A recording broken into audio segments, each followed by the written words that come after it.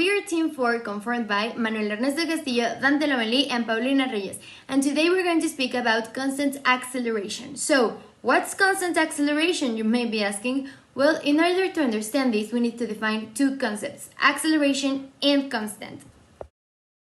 Acceleration refers to adding velocity to a movement. So, basically, it is to move faster than you already were.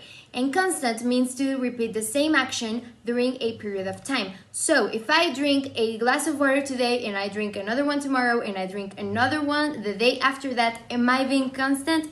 Yes, I am. Now that we know these concepts, let's move to constant acceleration. Since acceleration is a rate of change of the velocity of a body's movement in relation to time, then if that rate changes continuously, we would have constant acceleration. But what happens if we subtract velocity?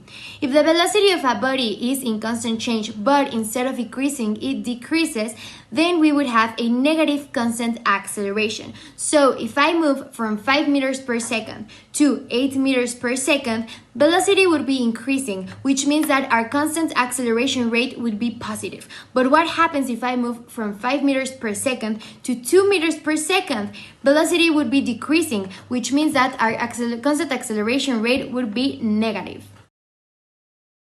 Hi, my name is Dante Lomelí, and I'm gonna show you the three main concepts of the constant acceleration.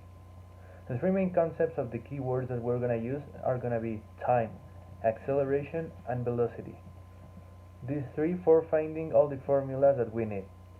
So first of all, time. Time is a limited period or interval, as between two successive events. It is measured in seconds, minutes, etc., but we're gonna use mainly seconds. Acceleration. Acceleration is the rate at which the velocity of a body changes with time. It is measured in units of meters per second squared. And velocity. Velocity is the rate of change of the position of an object in a particular direction. It is measured in units, mostly in meters, and we're going to use meters per second. So, now that we know these three main concepts, I'm going to show you the 5 equations of motion. What are the 5 equations of motion? Are the 5 main formula that we're going to use for finding either the velocity, the acceleration, or the time. The first one, velocity equals u plus acceleration per time. The second one, x equals parentheses u plus velocity per time over 2. The third one, x equals u multiplying t, that is time, plus 1/2 per acceleration per time squared. The fourth one, velocity squared equals u squared plus 2 times acceleration per x. And finally, the fifth one, x equals velocity per time minus 1/2 per acceleration per time squared. So as I already said, these 5 equations of motion are going to be our basis. Hello, my name is Ernesto Castillo, and today I will be explaining the procedures for the problem a truck covers 43.358 meters while slowing in 3.8 seconds. The first thing that is asked of us is the original speed, for which we have to use the formula v is equal to 2 times s over t minus u, which is translated to 2 parentheses 43.35 close parentheses over 3.8 minus 0. This will give us a total of 22.8 meters per second. This result we then have to multiply by 18 and divide by 5, so we have kilometers per hour. When we have kilometers per hour, we have found the answer for the first thing that is asked of us, and that is the original speed. The second thing that is asked of us is the acceleration. For that, we use the formula a is equal to 2 times s over 7 squared minus 2 times u over t.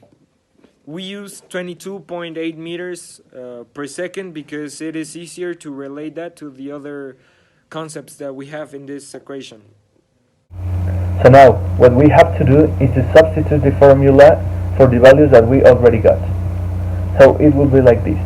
Acceleration is equal to 2 multiplying 43.358 over 3.8 to the square minus 2 multiplying 22.82 over 3.8, and now the acceleration in meters per second square would be minus 6.0052.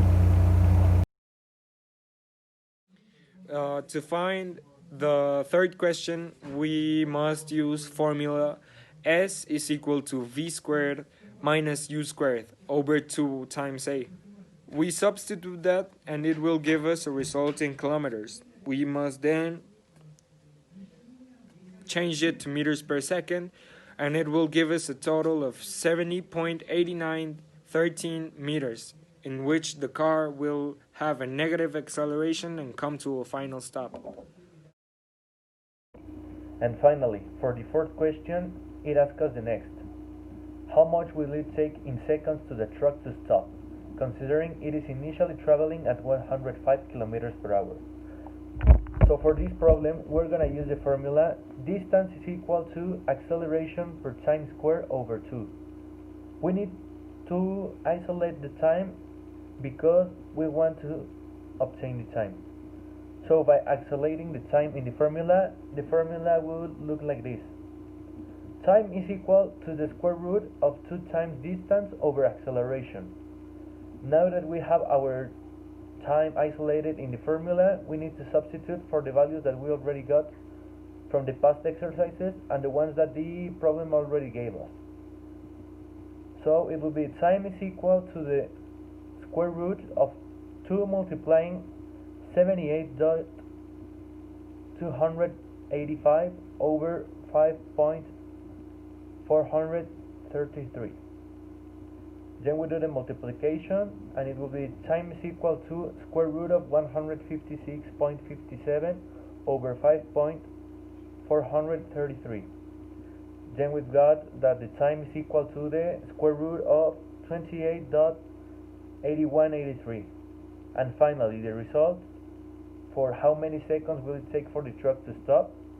It will be 5.368 seconds.